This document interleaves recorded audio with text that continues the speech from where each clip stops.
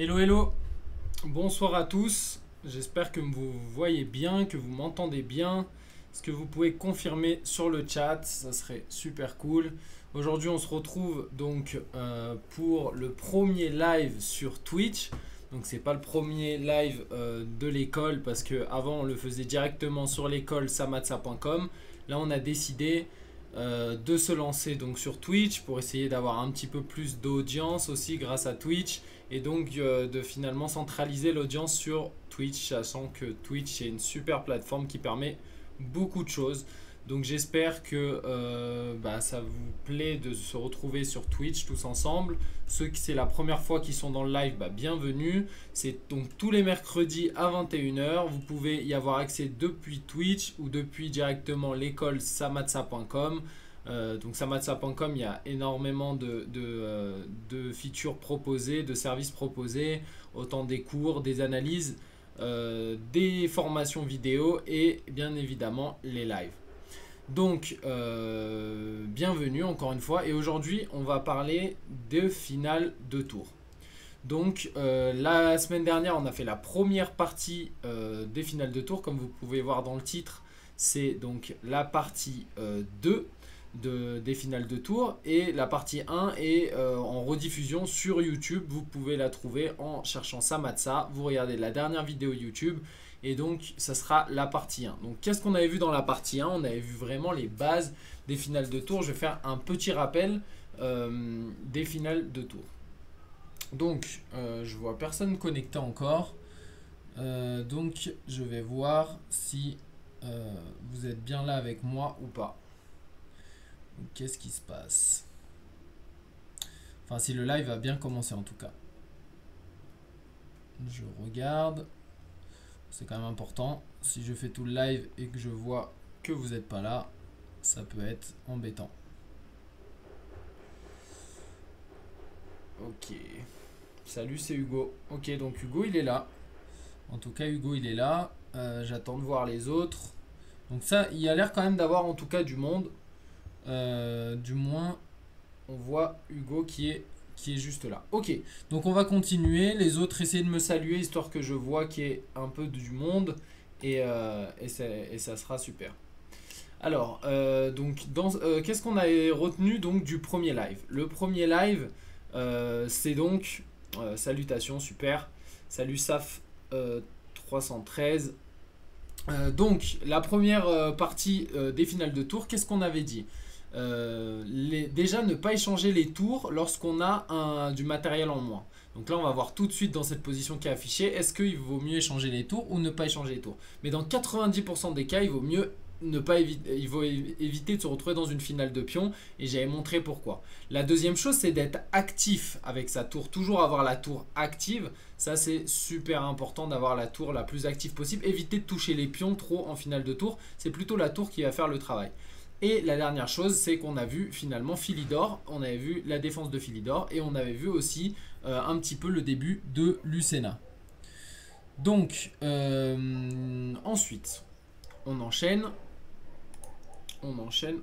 Donc, dans cette position, est-ce que les noirs, à votre avis, doivent finalement échanger la tour ou pas? Est-ce que les noirs doivent finalement prendre en G4?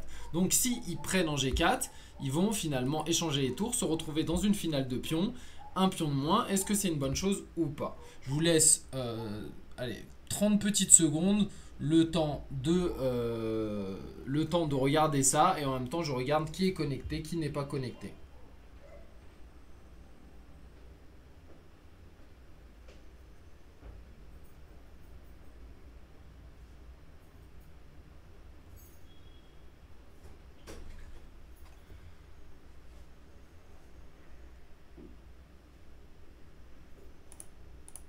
Alors, est-ce que... Non, ça perd. Ok, donc Hugo, il dit que ça perd si on échange les tours. Donc lui, il pense. Enfin quoi, le pion H. Enfin quoi que le pion H, il a dit. D'accord. Bon, il sait pas encore. En tout cas, n'hésitez pas à me dire, dans tous les cas, si vous pensez que ça gagne ou ça perd.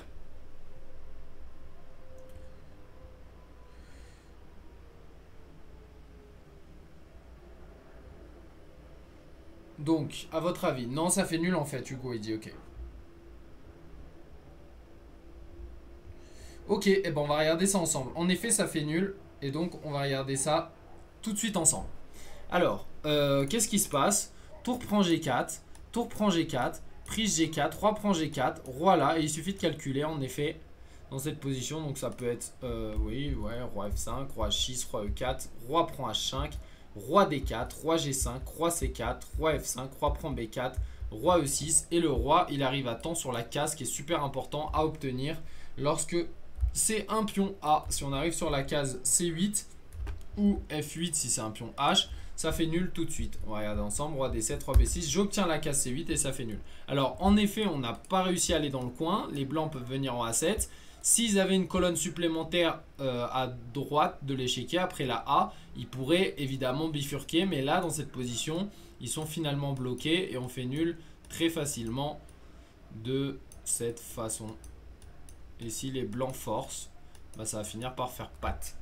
Donc ça c'est nul en effet. Donc là c'est une partie d'Alekhine contre Réti qui date de 1922, qui a été jouée à Vienne en Autriche.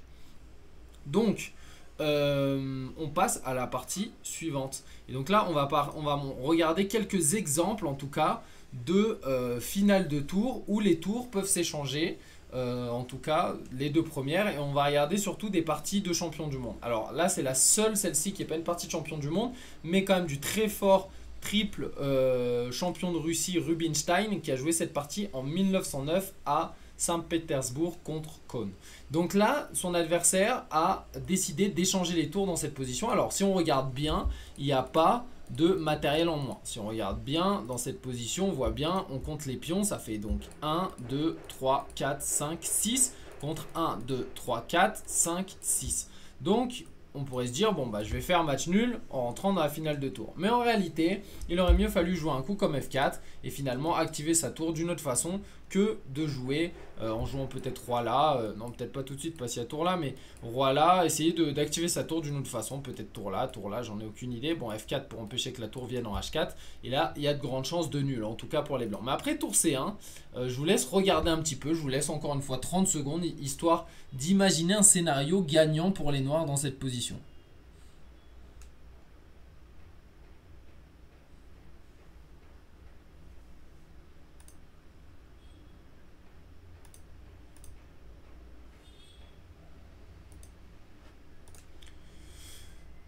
Alors, qu'est-ce que vous en dites?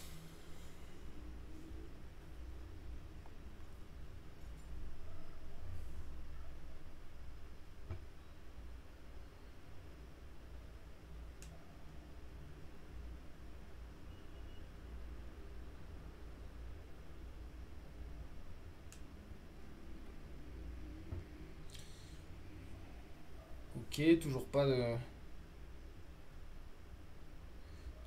de réponse. Le roi noir sera trop haut. Le roi noir sera trop haut. Alors, et ça gagne pour les noirs. Alors, donne-moi une variante si tu peux, Hugo. Si tu peux me donner une variante, ça serait le top. Si tu arrives à me trouver une variante qui gagne, ça serait le top.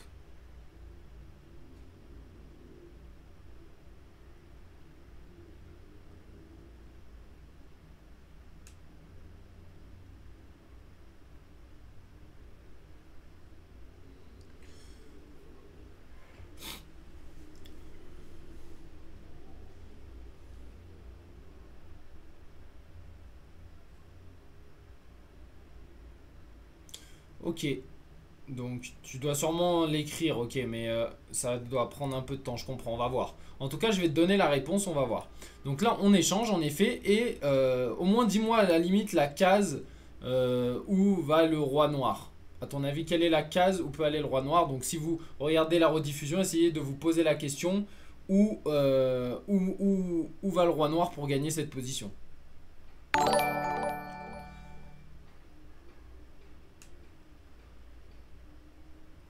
Donc le roi, tour prend roi, ok, ok, roi E6. Roi E6, roi D2, roi B4. Ok, tu donnes pas des bonnes cases en tout cas, hein. Donc roi H4 plutôt. Ok, ouais, c'est en H3 en effet. En H3. Donc ça c'est la réponse. Bravo, bravo Hugo. En effet, il faut aller en H3. Alors, on va regarder comment ça gagne. Roi F6, Rubinstein, qui connaît très bien les finales, va finalement gagner très très vite en attaquant le pion. Et là, on arrive dans cette finale. Et finalement, la passivité du roi va finalement terminer par faire gagner les noirs. Donc, on va regarder rapidement cette conclusion. Tous les pions avancent. Les blancs sont vraiment passifs. Et ils vont finir par récupérer donc, le pion E4 et gagner facilement en allant chercher les autres pions tranquillement. Donc ça, je vous montre prise, roi là, ça, ça, ça, ça, ça, ça, ça, ça, ça, ça, ça, ça, ça, et hop. Et là, on gagne très facilement. Ok, donc on passe à la partie suivante. Et on arrive dans une finale beaucoup plus compliquée. Attention, donc c'est Stenitz qui a été donc encore une fois, il me semble champion du monde si je dis pas de bêtises, au moins officieux, c'était le meilleur joueur de son époque, mais je crois que c'est bien le premier champion du monde officiel d'échecs si je ne dis pas de bêtises. Donc lui là il est en difficulté avec les blancs dans une finale de tour et on va regarder pour la première fois une idée assez intéressante. C'est donc Stenitz, quelle est son idée? Donc les blancs vont de ce côté, les noirs vont de ce côté, donc il a un pion de moins encore une fois. Et là l'idée en fait des blancs pour leur salvation, ça va être de tout simplement sacrifier la tour contre ce pion là et essayer d'aller à dame avec celui-ci. Donc l'idée ça peut être un tour prend, roi prend et finalement pion aller à dame. Et donc ce thème on l'a pas encore vu et on va le voir aujourd'hui et ensuite on passera à Lucena. Pour le moment on est sur des parties illustratives assez intéressantes de finale de tour pour vous montrer la complexité des choses et à ce niveau là c'était les meilleurs joueurs du monde qui s'affrontaient. Là c'est une partie qui a été jouée il me semble à New York en 1890 et à l'époque finalement il se trompait. Donc c'est super intéressant. Donc qu'est-ce que doit faire le roi noir? En réalité le roi noir doit avoir une rapidité d'action pour finalement aller très vite arrêter le pion. Et maintenant que je le dis, finalement, ça tombe sous le sens d'aller mettre plutôt le roi là. Les noirs ont finalement joué roi F3 et Stenitz a finalement fait match nul assez facilement. Regardez. Il avance le pion et il va finir par faire une dame assez facilement. La tour va s'échanger et ça va faire match nul. Comment les noirs auraient pu gagner? En jouant évidemment roi D5, tour A5, roi C6, tour A6, roi B7, tour prend, roi C7 et le roi va beaucoup plus vite pour venir sauver les meubles. Et là il y a une position théorique finale assez incroyable, je ne sais pas si vous l'avez déjà vu ça, en tout cas c'est joli. Roi là, s'il y a dame évidemment enfilade, donc cavalier échec seul coup, mais ça ne suffit pas pour faire la nulle. Normalement roi cavalier contre tour ça fait nul facilement, mais évidemment si les pièces sont au centre, là quand on est dans un coin, bah, ça va perdre très rapidement. Ok, est-ce que vous avez des questions? Championnat de France samedi, en effet, championnat de France des jeunes qui commence ce samedi, ouais il me semble, ou je sais pas si c'est ce samedi, il me semblait qu'on m'avait dit plutôt mardi, mais ok. Si tu me dis samedi, ok. Donc, alors oui, samedi peut-être pour les plus jeunes, parce que j'entraîne un poussin et peut-être qu'il commence après. Maintenant que j'y pense, c'est peut-être pour ça. Ensuite, on va passer à la partie suivante. Donc ça peut te servir hein, Hugo pour ton championnat de France. Regarde bien ces finales, je sais pas si tu les connais mais en tout cas ça c'est les premières finales que je vais te montrer sont super intéressantes. Je pense que Lucena tu dois connaître mais en tout cas celles-ci sont super intéressantes. Donc là à ton avis Alekhine, comment il a gagné cette position? Alors là c'est très haut blanc. Les blancs vont évidemment de ce côté, donc on va retourner l'échiquier pour que ça soit plus simple à lire. Les blancs vont de ce côté, les noirs vont de ce côté. Donc quel est l'intérêt dans cette position des noirs pour essayer de faire match nul? Donc là évidemment les blancs vont jouer tour B1 pour finalement d'étaler. Et là c'est presque impossible d'arrêter. Si on joue passivement avec tour ici, on a vu d'être actif hein, en finale de tour, ça va gagner très facilement avec B6, B7 et ensuite on va venir avec le roi ici et on va gagner très facilement. Donc là les noirs sont un peu actifs et posent la question aux blancs où tu vas. Donc roi C6 et là en fait, il y a eu donc tour D8. Là, ça a été en effet un peu passif. B6, mais de toute façon, la tour va être sacrifiée. Là, les noirs vont jouer un mauvais coup. Bogolyubov, donc Alekhine Bogolyubov, cette partie. ils mettent pas l'année, mais c'est donc deux très grands joueurs, Alekhine qui a été champion du monde et Bogolyubov qui a donné un nom à une variante et qui a été dans les meilleurs du monde évidemment. Roi G4, et ça c'est l'erreur. Évidemment, on doit garder le roi toujours proche. Alors non, là c'est différent. Là c'est différent, il faut empêcher que le roi revienne. Donc on va remettre le roi plutôt vers le centre pour empêcher que le roi revienne. Et ça aurait tout changé. Roi G4, on va regarder. Le roi revient en E4 comme vous pouvez voir.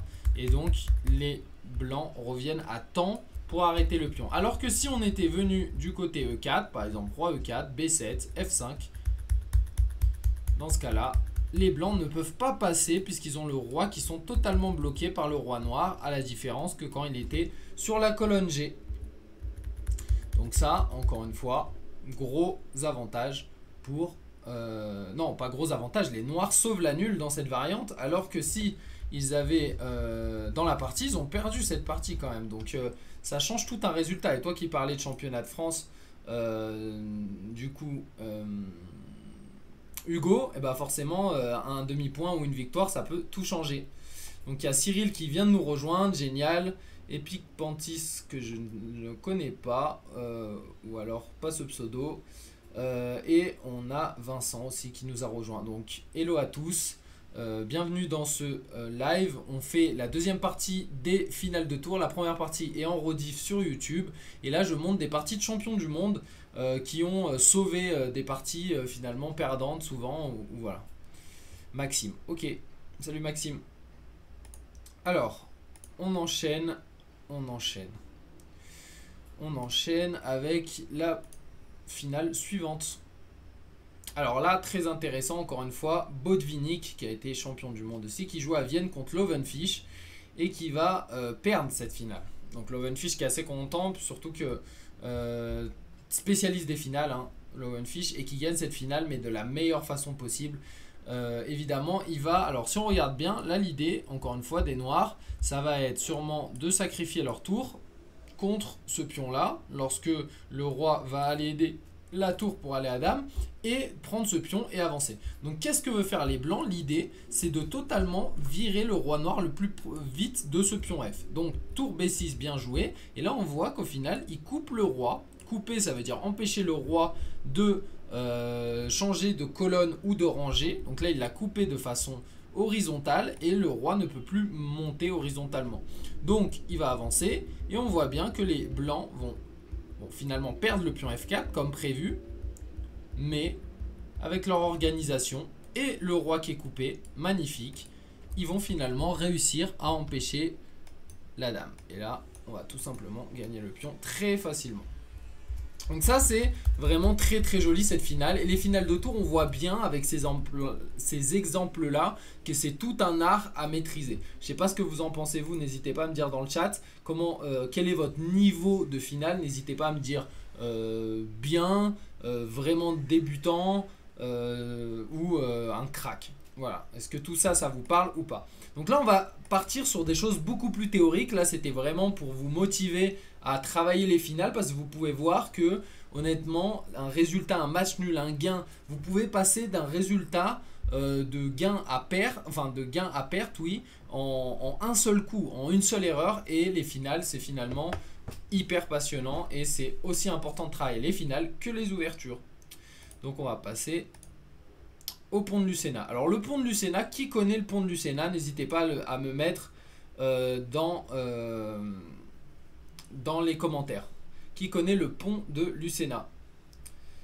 Ok. Donc Hugo, ça va, il se débrouille, mais pas dingue. Ok.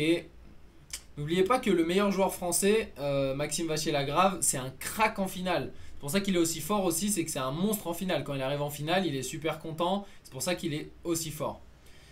Ok. Alors, salut Samy. Salut Samy.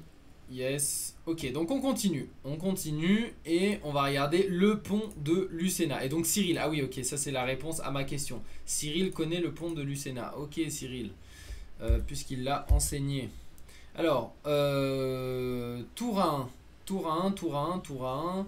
Dans cette position. Alors le pont de Lucena, il y en a plusieurs. Là, c'en est un qui est assez joli.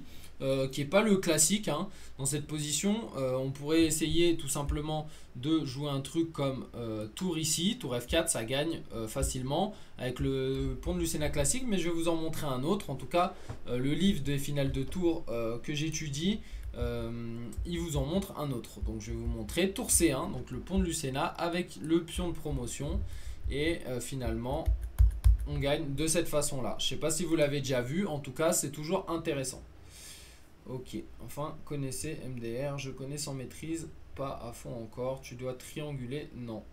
Non, non, non, pas de triangulation, ouais, pas de triangulation pour le coup là. On va... ok, donc il y en a beaucoup qui finalement, c'est un bon rappel le pont de Lucena. Attention, c'est quelque chose d'hyper important à connaître, ça peut arriver, hein. En tout cas, dans une vie échiquienne, ça arrive à coup sûr. C'est 99,9% de chances que ça arrive dans une partie officielle. Partie suivante.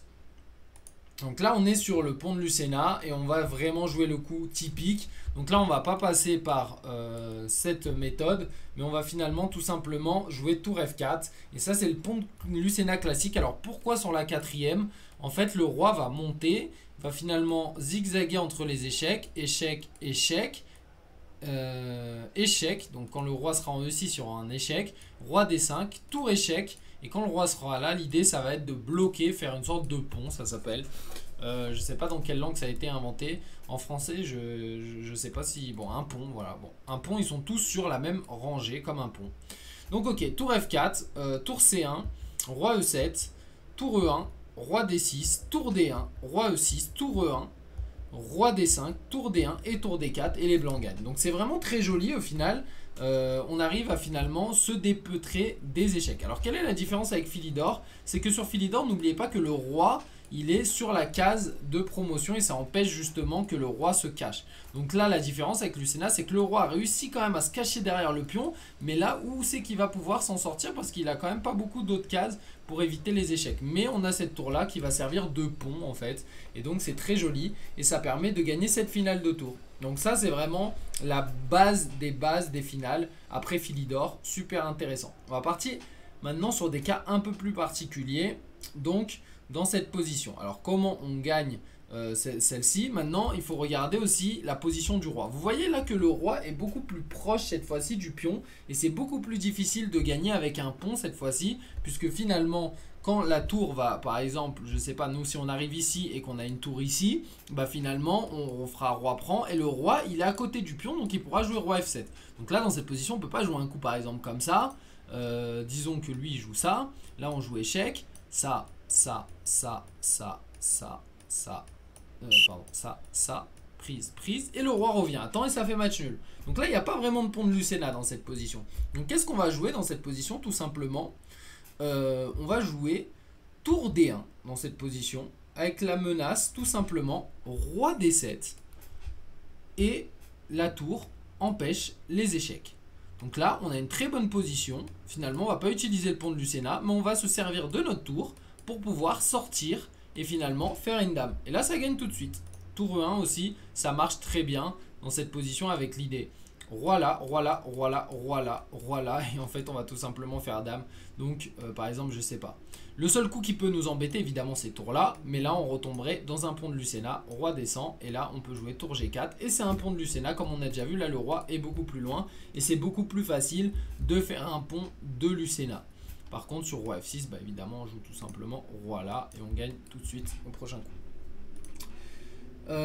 Slimane le livre.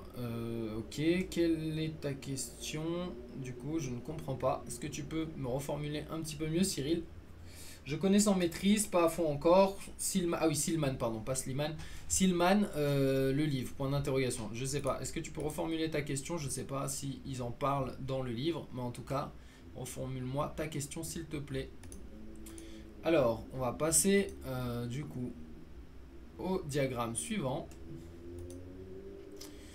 Cette position. Alors là, ça c'est super intéressant.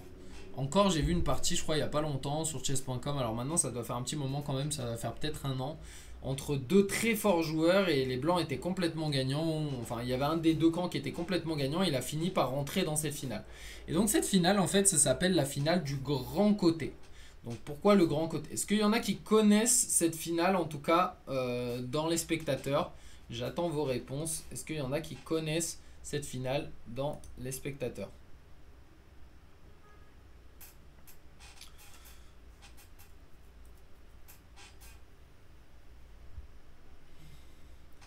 Ah d'accord, ok, Samy dit qu'il en parle et livre très complet sur les finales. Ok, super intéressant.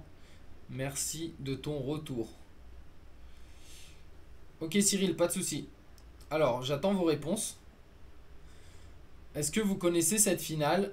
Et est-ce que vous savez ce que ça veut dire la finale du grand côté?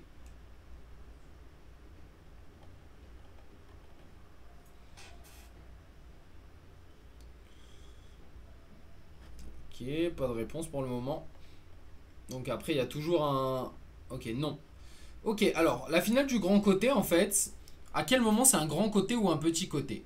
En fait, pour que ça soit un grand côté, il faut au moins qu'il y ait 4 cases, je veux dire à gauche du roi, on va dire, ou tout simplement 3 cases de distance entre la tour et le roi. On va compter ça comme ça. Et là, dans cette position, ça va faire nul. Tout à l'heure, quand la tour était comme ça allait pas. Mais là, en fait, si on a le temps de passer de ce côté-là, ça va faire nul très facilement. Je vais vous montrer comment. Tour A8, roi D7, tour A7 échec. Et là, on va tout simplement faire échec perpétuel puisqu'on a une distance suffisante de sécurité avec le roi. On a 3 cases. Donc si le roi vient en C7 par exemple, on fait tour échec et vous voyez qu'on a pile une case de survie pour pas se faire manger par le roi. Et le roi doit repartir vers son pion, sinon finalement on va manger le pion. Donc on est du grand côté et ça a fait nul de façon très facile en fait. Hein, c'est tout simplement très facile à faire match nul. Donc ça s'appelle la nulle du grand côté. Par contre, si on était d'un petit côté, donc par exemple on avait le roi qui était ici, ou même ici on va dire, on va essayer de l'imaginer donc sur la case verte, je vais enlever toutes ces flèches, ça commence à en faire beaucoup.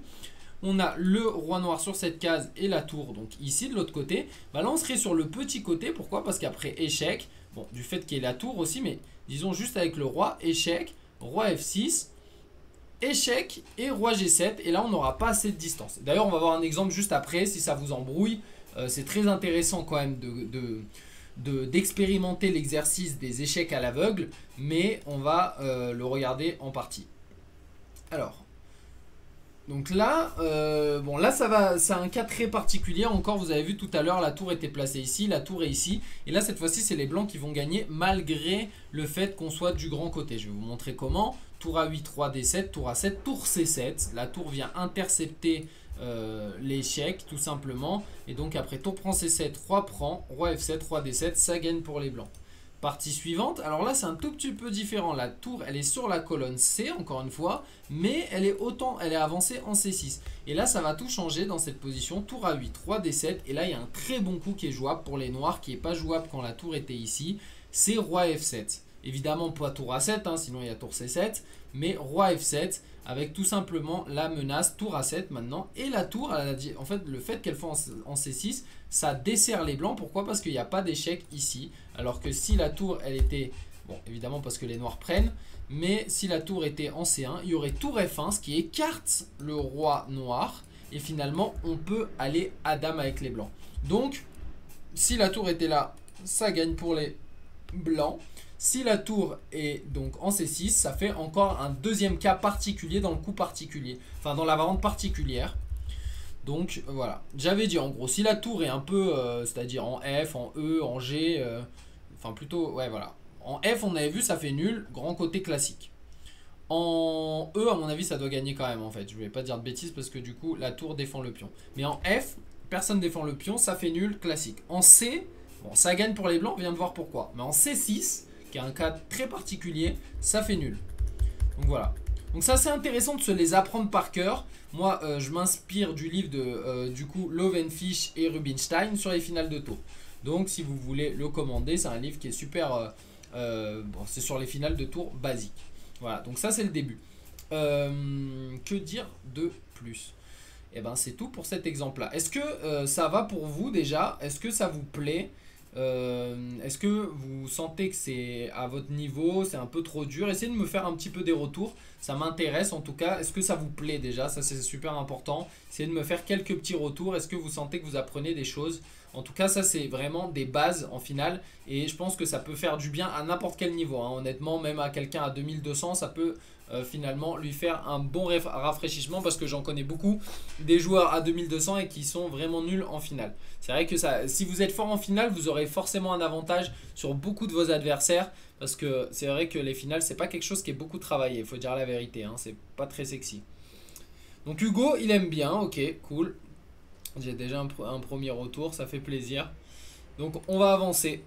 On va passer à la partie suivante en attendant vos retours. Donc là on arrive encore dans une nouvelle position. Et là on est du grand côté, comme vous pouvez le voir. Bon, on est du grand côté, mais on n'est pas au fond du grand côté. Alors toujours essayer quand on fait un échec, d'essayer d'aller le plus loin possible. Ça c'est super important, gardez tout le temps en idée. Quand vous bougez votre tour, allez le plus loin pour faire des échecs. Essayez d'avoir la distance la plus éloignée avec un roi quand vous venez l'embêter avec des échecs. Ça c'est super important, même les débutants qui voient, parce que je sais qu'Hugo il a déjà un certain niveau, mais les débutants, servez-vous de votre tour pour faire des échecs avec le roi, essayez de l'embêter. Ça embête souvent les débutants, je l'ai vu. Vous pouvez faire perdre du temps sur chess.com avec ça, avec des échecs, avec votre tour, etc. S'il a plus de temps, c'est un peu fourbe, je suis d'accord, mais vous gagnez du temps. Donc il faut toujours voir évidemment où va aller le roi, mais si vous pouvez l'embêter, ça fait toujours plaisir. Alors il faut l'embêter quand vous êtes en mauvaise position. Si vous êtes en bonne posture, allez plutôt construire une avancée avec votre pion, comme les blancs là ont réussi à faire. Placer un pion jusqu'à E7, c'est quand même du travail.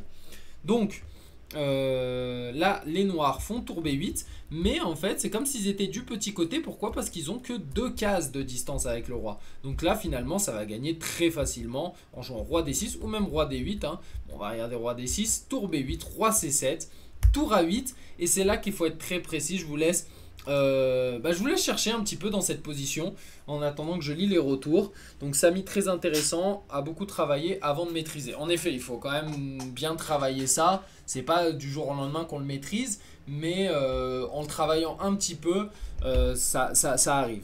Enfin, on commence à maîtriser. Alors là, je m'adresse un peu à tout le monde et je vous propose de trouver le meilleur coup dans cette position côté blanc. Quel est le coup qui gagne pour les blancs? Celui qui trouve, bravo à lui.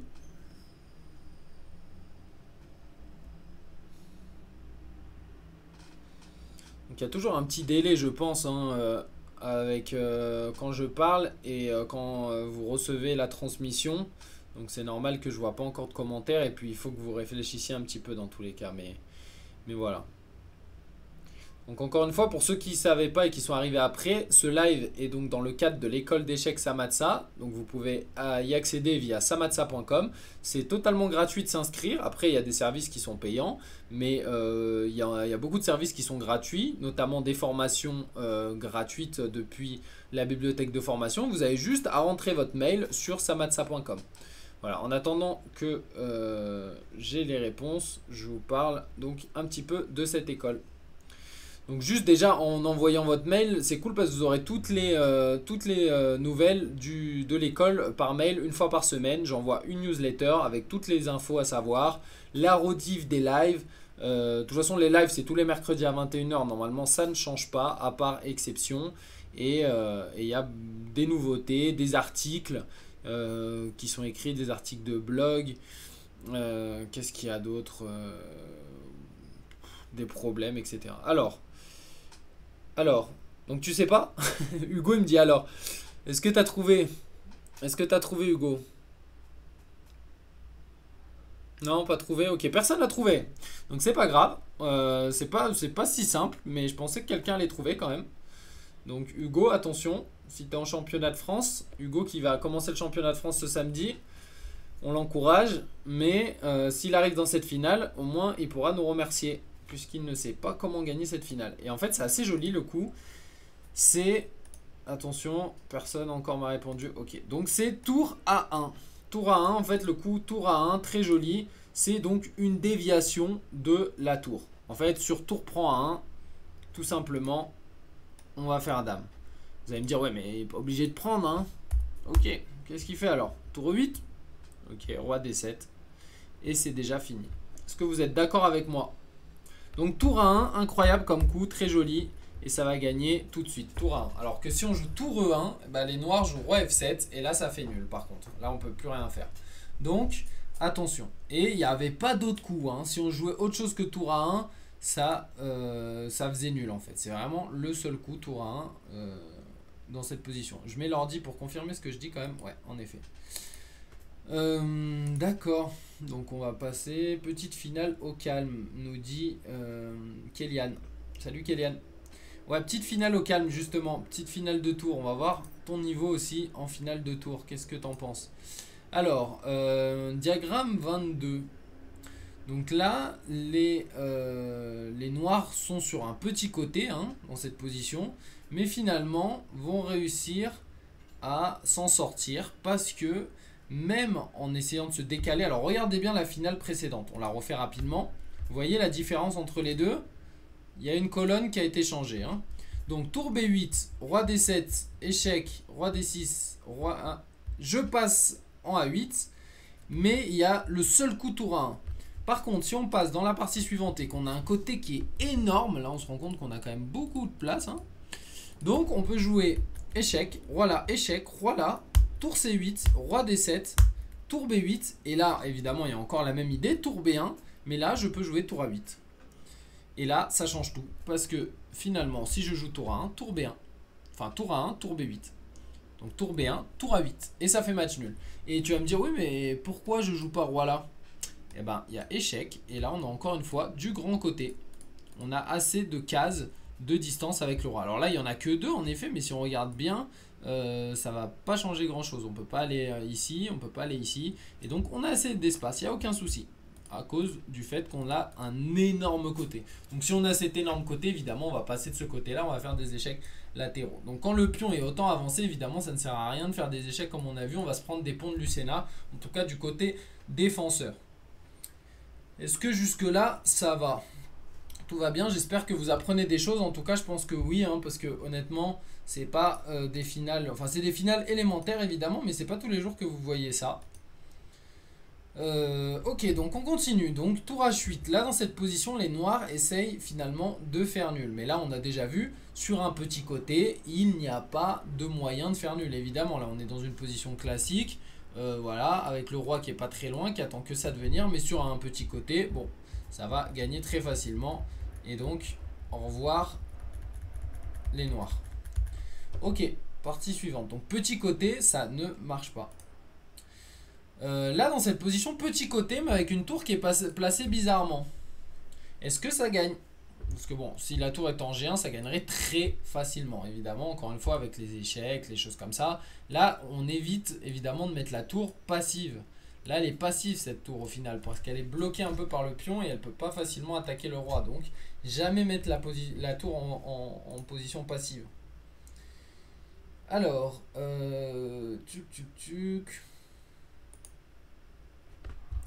roi F7. Donc, il y a Hugo qui est parti. Je viens de voir. Pas de souci. Donc échec, roi F7, roi D7, tour G1, tour H7, roi F8, tour H8, roi G7, tour E8, roi F7, tour prend E7. Et ça fait match nul. Donc là, dans cette position, en fait, il y a tout simplement match nul. Hein. Dans cette position, les blancs ne peuvent pas gagner à cause de la mauvaise position de la tour. Encore une fois. En fait, quand la tour est mal placée, n'oubliez pas, le roi revient vers le pion et ça fait nul très rapidement, en fait, dans cette position. Donc là... À savoir, très intéressant, quand la tour n'est pas positionnée sur ces cases-là, et ben, on a beau être sur un petit côté, finalement, on arrive à s'en sortir. Donc ça, c'est intéressant. Partie suivante. Donc sur la partie suivante, je vais vous faire un peu travailler. À votre avis, dans cette position, est-ce que les blancs gagnent? Ou alors ça fait match nul? Parce que tout à l'heure, on avait la tour ici, maintenant on a la tour ici. Est-ce que ça change quelque chose? Est-ce que dans cette position, on va gagner ou alors on va faire match nul?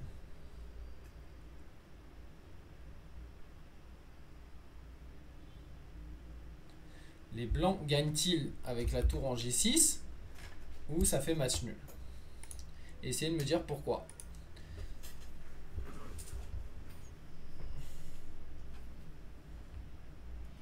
Très haut blanc, ouais. Très haut blanc.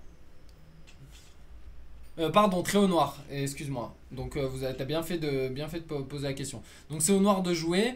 Les noirs vont jouer tour H8, hein, évidemment, au premier coup. Je donne le premier coup noir.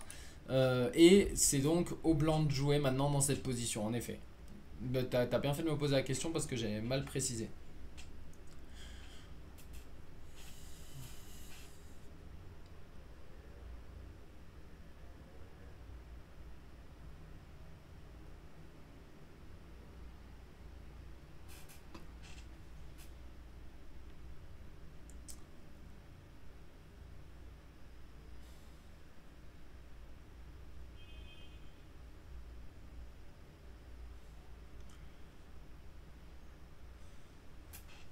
Ok, donc n'hésitez pas, hein, pour ceux qui arrivent là en ce moment, on est justement en train de regarder est-ce que les blancs gagnent dans cette position ou pas. Tout à l'heure, on avait vu la même position avec la tour en G7, on a vu que ça ne pouvait pas gagner. Les noirs s'en sortaient très bien. Maintenant, dans cette position avec la tour en G6, c'est la même question. Est-ce que finalement, les blancs vont gagner ou ça fait nul?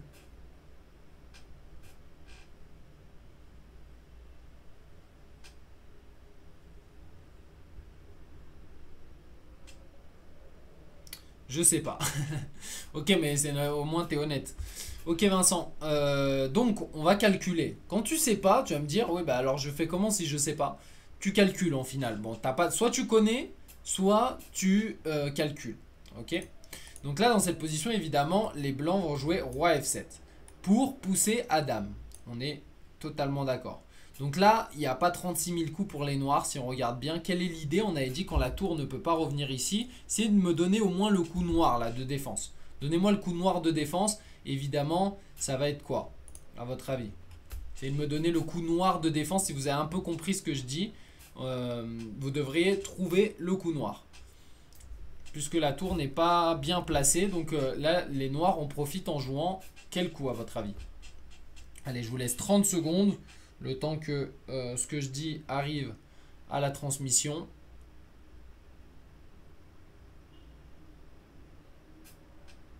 N'hésitez pas à donner des coups, hein, on va pas vous juger juste, juste pour ça. Tour H7, tour H7. Alors tour H7, non, justement on avait dit que on allait profiter que la tour soit mal placée pour pouvoir ramener le roi. Sur tour H7, alors c'est un cours tout à fait logique tour H7, mais en fait je vais tout simplement jouer dans cette position tour G7. Et là, je fais dame au prochain coup. Ça, on l'avait vu si on a la tour qui est bien placée. Là, au prochain coup, je vais faire dame. Donc, il peut faire tour prend, roi D7, roi F7 et je vais faire dame. Donc, le coup, c'est roi D7. C'est roi D7, on l'avait vu. Hein. Donc, pas tour H7, Vincent, roi D7. Roi D7, et là dans cette position, évidemment que si on joue tour là, on est foutu. Mais là, il y a un coup qui est très joli, encore une fois, qui ressemble au coup. Alors, si la tour est en G7, c'était justement nul. Hein. Roi D7, et ça faisait nul, on l'a vu ensemble. Avec la tour en G7, la même position, ça fait nul. Quelle est la différence avec une tour en G6? Essayez de trouver le coup, c'est pas si simple. Essayez de trouver le coup dans cette position. Alors, roi D7. Voilà, Vincent dit roi D7. En effet, c'est roi D7.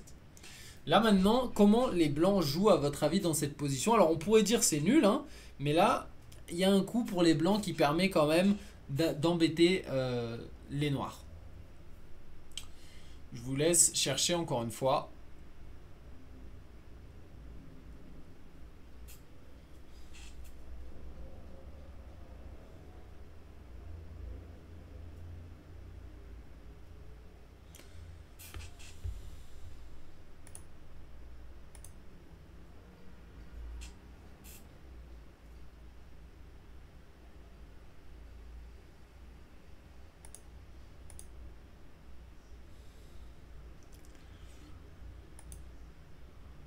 N'hésitez pas à répondre. Hein. Honnêtement, si vous donnez une mauvaise réponse, ce n'est pas grave du tout.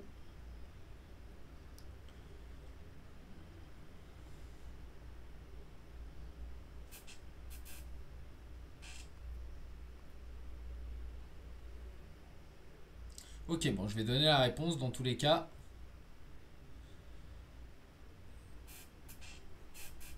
Puisque je n'ai pas de réponse. Alors, c'est un peu la même idée que tout à l'heure, hein, quand vous n'avez pas trouvé le coup. Tour H6. Tour H6, on fait une déviation de la tour. Donc, c'est très joli, tour H6. Tour A6, Je sais pas si tu voulais écrire H6 ou A6. Mais A6, non, regarde, on va regarder ensemble pourquoi tour A6 n'est pas un bon coup. Alors peut-être que tu voulais dire tour H6. Mais tour H6, il y a... Sur tour A6, pardon, il y a tour H7, tout simplement. Roi là.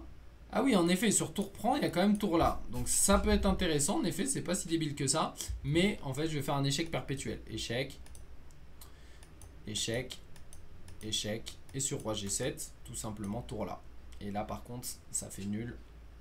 Imparable. Échec. Voilà. Et impossible d'empêcher la nulle maintenant. Ok, donc tour A6, c'est pas débile. Je sais pas si c'était le coup que tu voulais dire. Hein. Tour H6 ou tour H6, ça se ressemble. Tu t'es peut-être confondu. Tu me confirmeras si tu voulais dire tour A6 ou tour H6. Mais ok, tour H6, tour E8, tour D6 échec. Alors tour E8, ouais, en effet, c'est ce qui fait un peu peur. Mais là, il y a le joli coup tour D6 échec.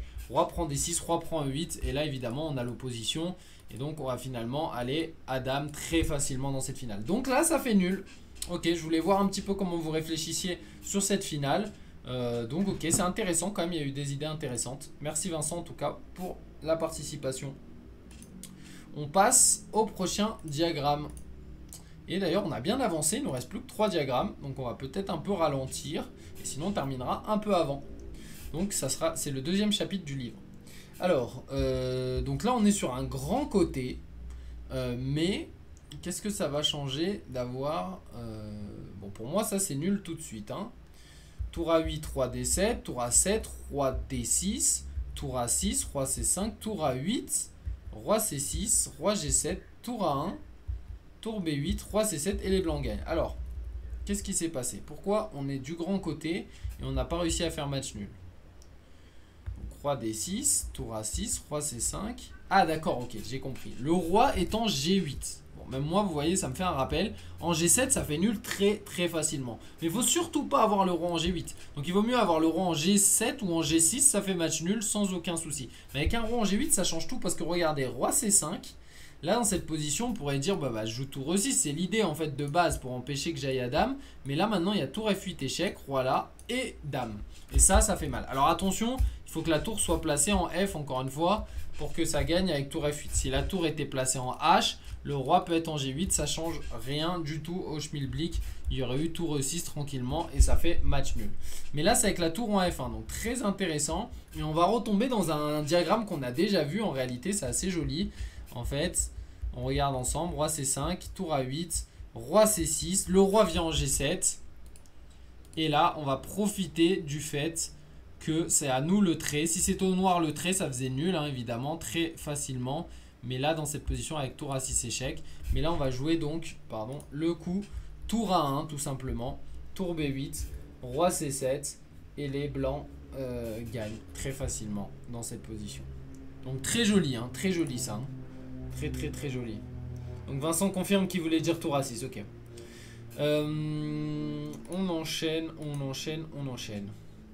Donc il nous reste plus que 2 diagrammes. Donc ça c'est compris. N'hésitez pas évidemment à regarder la rediffusion, ça va un peu vite en live. Sur la rediffusion, l'avantage c'est que vous pourrez avoir tout votre temps pour faire pause, regarder les positions. J'espère que si vous n'avez pas fait pause en regardant cette vidéo, essayez de la revoir en faisant des pauses. Il y a énormément de choses à dire et ça c'est vraiment les bases des finales. Donc là, on a un énorme côté, encore une fois, mais on a le roi en H8. Donc on a toujours ce thème avec tour G8 et F. Est-ce que les noirs arrivent à faire nul malgré leur énorme côté, ou alors ça va gagner pour les blancs? Essayez de regarder. Celui qui trouve, bravo. Un peu de calcul, je vais vous laisser 2-3 minutes et vous me dites au moins à votre avis est-ce que les blancs gagnent. Vous pouvez au moins parier à la limite. Est-ce que les blancs gagnent ou les noirs arrivent à faire nul avec leur énorme côté. Cette fois-ci on l'avait vu, hein, là il y a beaucoup de cases. Alors la tour est quand même mise ici, mais tout à l'heure on avait vu que ça gagnait. Non, ça faisait quand même nul avec les noirs si le roi était en H7. Alors est-ce qu'avec le roi en H8 ça fait nul? Alors cette fois-ci c'est très au noir, ouais, en effet, très au noir. Si c'est très au blanc, ça fait mat, ouais, là.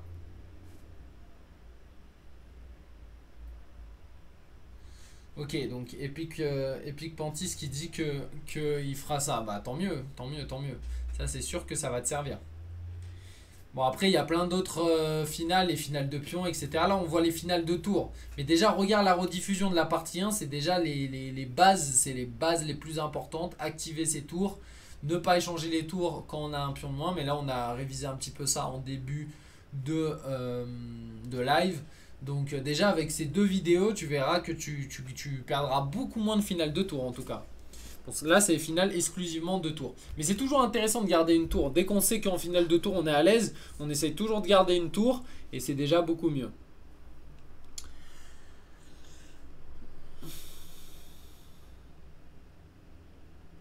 Donc là, c'est très au noir, hein, en effet.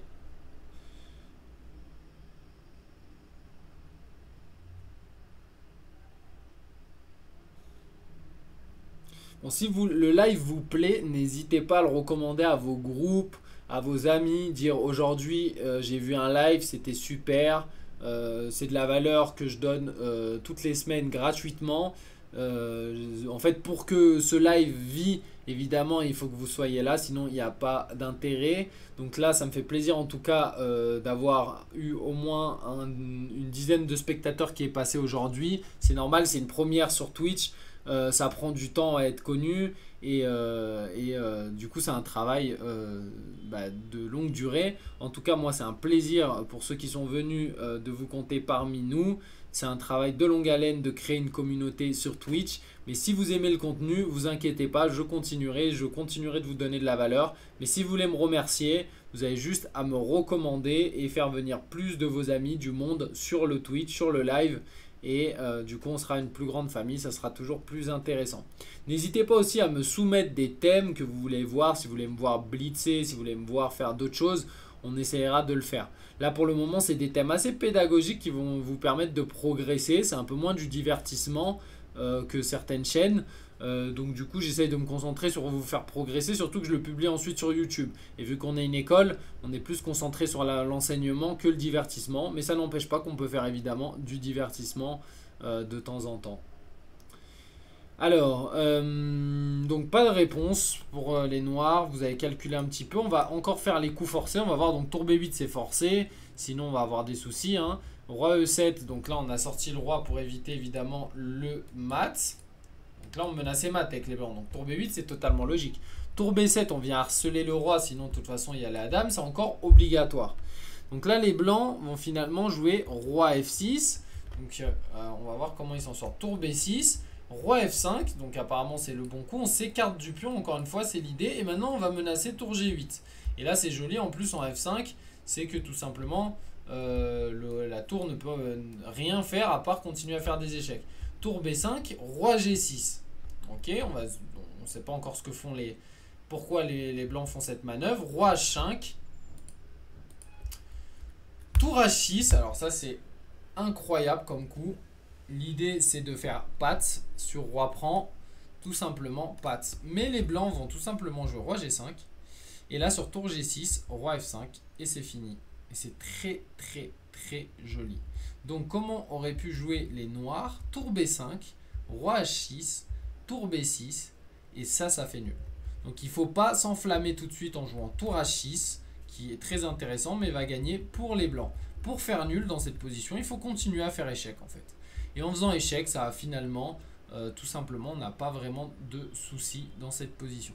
Alors, qu'est-ce qui se passe si par exemple, on vient, ça moi, ça m'interpelle quand même, si on joue par exemple roi E6, tour échec, et roi D5 dans la même idée que sur tour là, moi je vais faire échec, roi là et dame. Bon bah pourquoi pas, hein, ça peut être intéressant. Mais à mon avis, ils l'ont pas mis, mais l'idée, ça va être de tout simplement faire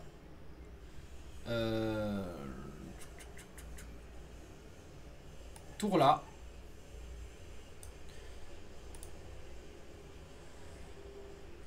Et là maintenant sur quoi qu'il arrive pour les blancs, on va jouer roi là au prochain coup en fait. Vu qu'on a écarté le roi, maintenant par exemple roi là plutôt, pardon. Roi ici. Et là sur roi C7, on retourne dans la variante où ça fait nul assez facilement. Ouais.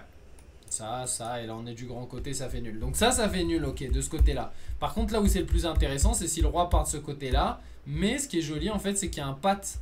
Donc pas tour H6, mais bien tour B5, roi là, tour B6, tour G6. Mais en fait, on fait tout simplement tour prend, roi prend et patte. Donc très joli encore une fois. Et les noirs s'en sortent donc dans cette configuration. Donc dernier diagramme avant de terminer. Essayez donc de trouver celle-ci. Donc ça c'est bon, bah, c'est assez classique. C'est au blanc de jouer. Mais ça va faire nul. Ça va faire nul, pourquoi? Parce que là, tout simplement, avec une tour derrière le pion comme ça, il veut nous montrer que ça fait nul. Donc quand on a le roi derrière le pion, bah, là c'est ce qu'on avait vu, ça dépend les positions. Évidemment, c'est tout ce qu'on a vu aujourd'hui, hein, avec le roi derrière le pion.